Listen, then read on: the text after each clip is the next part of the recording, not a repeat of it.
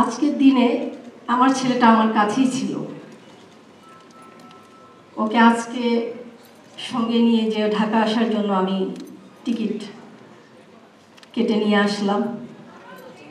তো আমাকে বলছিল আগে থেকে যাবো, আমি 10 তারিখে যাব।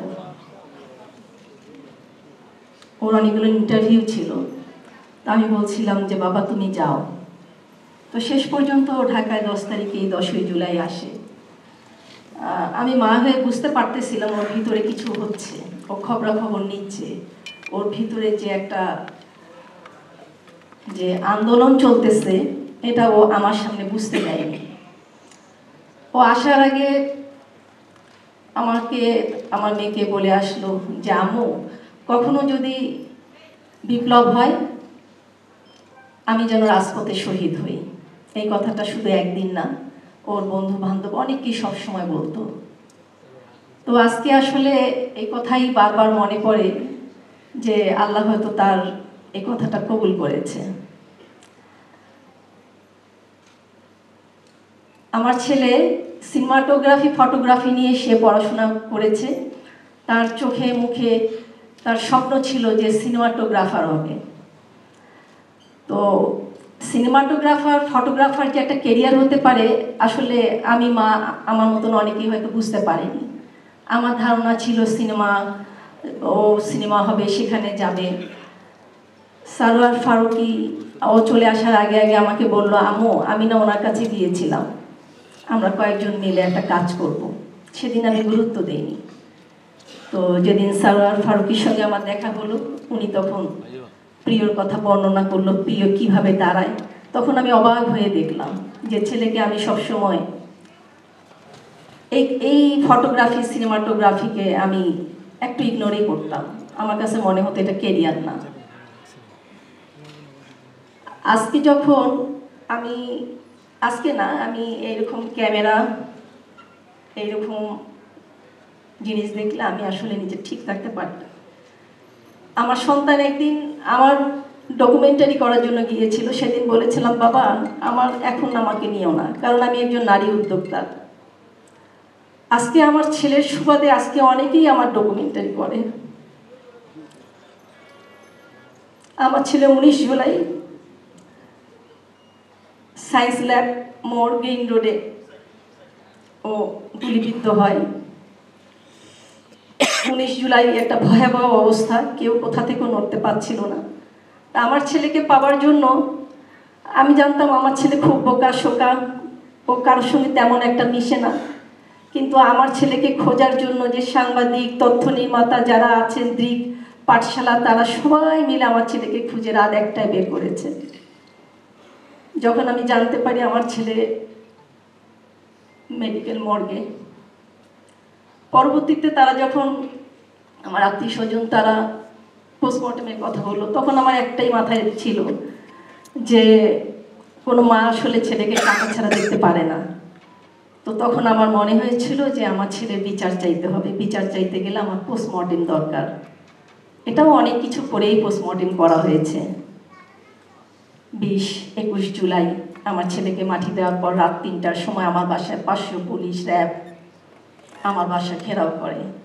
আমার বাসার দরজা ভেঙে তারা ঢুকে। তখন বলেছি আসলে ছেলেকে তো মেরেছেন, এখন আপনারা মেরে গেলেও আমার কোনো কষ্টই লাগবে না। 21 জুলাই পর থেকে 5ই আগস্ট পর্যন্ত আমি রংপুর শহরে বিভিন্ন জায়গায় মিটিং মিছিলে আমি দৌড়ে বেড়াইছি।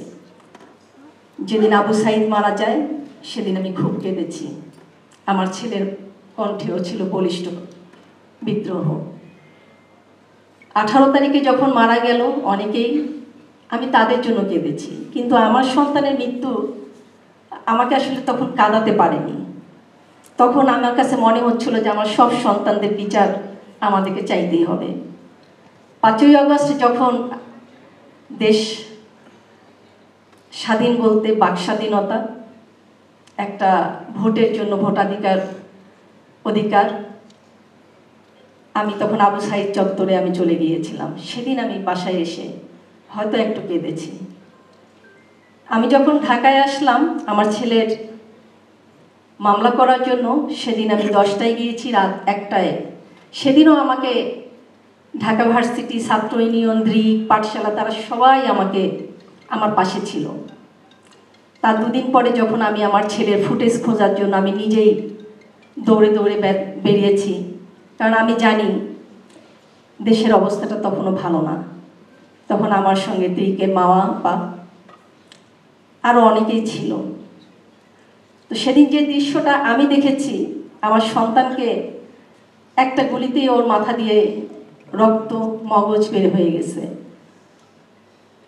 35 থেকে 40 জন এপিবিএন আমার ছেলেকে তারা টেনে হিচড়ে, ছেলেরা যখন নিয়ে এসছে তখন তাদের উপর গুলি চালায়।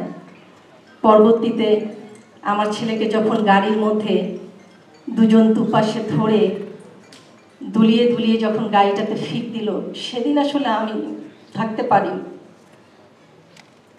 সেদিন মনে হয়েছিল যে অন্য অন্য বাবা মায়ের সন্তানরা তারা নিজের চোখে দেখেছে। আমি শহীদ ইয়ামিন, শহীদ নাফিস, তাইম ইমাম এবং আরও অনেকে যারা আছে, তাদের মৃত্যুগুলো আমি সবসময় মনে করি, করে আমি আমার সন্তানের কষ্টটাকে ঢেকে রাখি। যাই হোক, পরবর্তীতে ট্রাইব্যুনালে মামলা করেছি। আমার ছেলে প্রচণ্ড বই পড়তো, প্রচণ্ড জ্ঞানী ছিল। আজকে সে বেঁচে থাকলে হয়তো অনেক বড় একটা কাজ করে দেশকে দেখাতে পারত।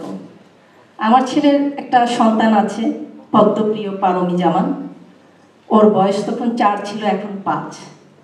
অনেক মিডিয়া যারা তথ্যচিত্র নির্মাণ করছে তারা বারবারই বলছে যে বাচ্চাটা আমরা একটু কথা শুনবো। আসলে বাচ্চাটা যখনই ওর বাবার কথা মনে করে, এই ক্যামেরাগুলো দেখে, তখনই ওর জ্বর আসে। আজকে বেশ 1 তারিখের আগে থেকে যারা যারা আমাকে ফোন দিয়েছে, এর মধ্যে বাচ্চাটা যখনই কারো কোলে কোনো বাচ্চাকে দেখে, ঠিক তার একটু পরে ওর জ্বর চলে আসে। ও এর মধ্যে 2বার জ্বরে আক্রান্ত হয়েছে।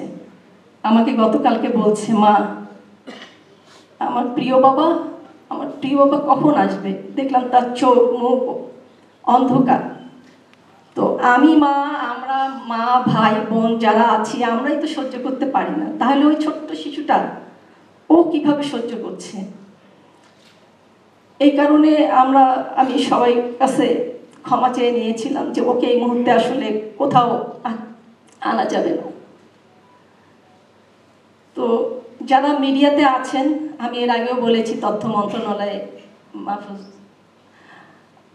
মিডিয়াকে অনেক শক্তিশালী করতে হবে। মিডিয়াতে যারা কাজ করে তাদের ন্যূনতম একটা সম্মান এটা যদি পাইয়ে দেওয়া যায়, হয়তো তারা দেখা গেল দেশের জন্য আরো অনেক ভালো কাজ করবে। তাদের এই জায়গাটাতে তাদের সেই সম্মান ছিল না বলেই হয়তো তারা ফ্যাসিস্টের সঙ্গে তারা মিলে যেত। তাদের সংসার ব্যয় বহন করার জন্য অনেকেই হয়তো বাধ্য হতো। আমার ছেলে যেহেতু সাংবাদিক ছিল, আমি ওর কষ্টটাকে খুব দেখেছি। একটা ছেলে প্রথম অবস্থায় 14,000 টাকা বেতন পায়, মা রংপুর থেকে সব কিছু পাঠিয়ে দেয়। তো সে তো বাচ্চা বউকে নিশ্চিত করে ঘর থেকে বের হতে পারে না, তার মাথায় টেনশন থাকে। তা যারা মিডিয়াতে যারা তৃণমূল পর্যায়ে কাজ করে, আমার বিশ্বাস তারা অনেক ভালো কাজ করে। তাদের কারণেই আজকে হয়তো মিডিয়া অনেক তথ্যগুলো দিতে পারে। এটা আমি অবশ্যই তথ্য মন্ত্রণালয় এর আগেও বলেছি, আজও বলবো। আমার সবাই যারা মিডিয়াতে আছেন সবাই আমার সন্তান সমতুল্য। আর আমি মা, আমার সঙ্গে আরো অনেক ভাই বোন শহীদের এখানে বসে আছে বাবারা। এটা আমাদের চাওয়া। আমরা প্রথম থেকে চেয়েছিলাম যে নির্বাচনের আগে যেন আমাদের বিচারটা হয়, আমরা যেন জুলাই যে সনদটা আমরা যেন পাই। কারণ আমরা অন্যান্য দলের কাছে আমরা আশাব্যঞ্জক কথাগুলো প্রথম থেকেই শুনতে পারিনি। যদি শুনতে পাইতাম তাহলে হয়তো আজকে প্রত্যেকটা জায়গায় শহীদের বাবা মারা এটা নিয়ে কথা মনে হয় বলতো না। তো আজকে সময় আসলে অনেক কম।